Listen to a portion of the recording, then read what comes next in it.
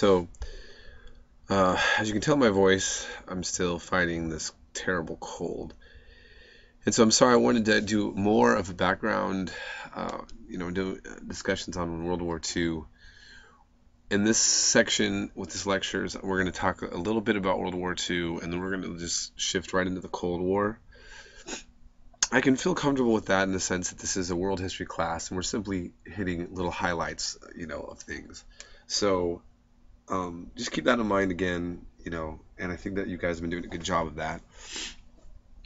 Just like you're looking at these pictures here, we're going to discuss that concept of an Iron Curtain. We're going to talk about the way communism even becomes more popular in many senses after World War II. If you look at this poster, here we see that the South African Communist Party is actually fighting against racism and apartheid in South Africa. You also see a picture of Lenin, the founder of the Russian Revolution, and above him it's written in Arabic. It says Lenin here, and it says the state and revolution in Arabic. Now it's assumed that people in the Middle East, that the threat to U.S. interests is simply the radical Islamic kind of Al-Qaeda types. Keep in mind that communism had some very strong reaches, and we'll talk about that in the Middle East, actually. So we're going to be talking about all of this. We'll just move into this first discussion. World War II and its aftermath. So like I said, we didn't really get a chance to go over all World War II. If we just think about, if you did the reading, you did.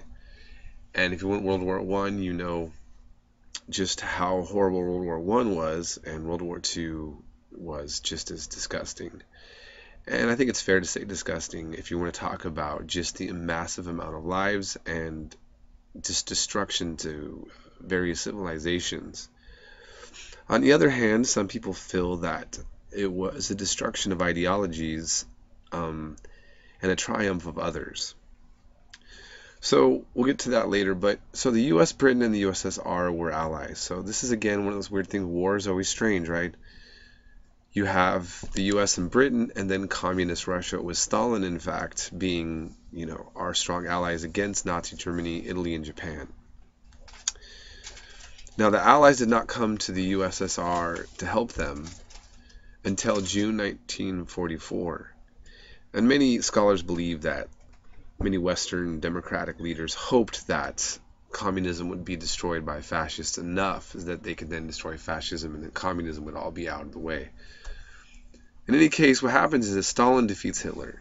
This is Time magazine when he's Man of the Year. It's hard for many people to believe. And actually, though, you have to say this. I know a woman who was a communist, and she said, when someone asked her at a party, how could you be a Stalinist knowing how bad he was and kill all these people? And she just looked and she said, he defeated Hitler, right? And so that argument may not work for you. I'm not trying to persuade you in that way. I'm simply pointing out that that was the case. Excuse me. And that did give him a lot of credibility on the world scene. The USSR also lost. That's Russian and Soviet citizens, 25 to 30 million lives. They lost almost 50% of the war casualties of World War II. You need to think about that. So World War II, we look at very myopic. I think that most Americans think that they know World War II, but we always look at the Saving Private Ryan or other things like that. That's fine. But keep in mind that we played one of the most significant roles turning the shift of the war. But we were one of the least involved, right? Okay, and so Britain and America lost fewer than 1 million. So just think about the cost that it took on the Soviets compared to America and Britain together. And it shaped the way that the Russians were going to look at the life in the post-World War II era. So I'm going to end it right there. It's preparing us for the next section, and we'll move on.